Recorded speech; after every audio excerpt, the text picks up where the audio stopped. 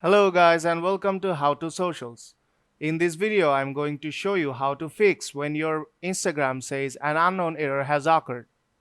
So let's start. First, open your Instagram app.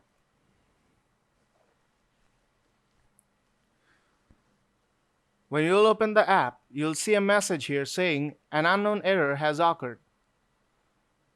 So now let's see how to fix this problem. Now close your Instagram app and turn off your Wi-Fi.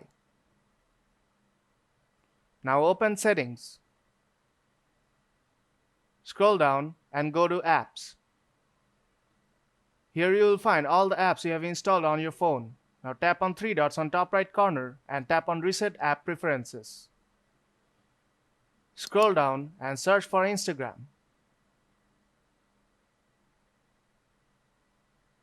Now tap on Force Stop on bottom right corner.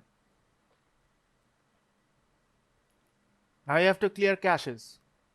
Tap on Storage and tap on Clear Cache from bottom right corner. And now if you go back and turn on your Wi-Fi and open your Instagram app, your problem will be fixed. So if this video helped you out, don't forget to leave a like and see you in the next tutorial.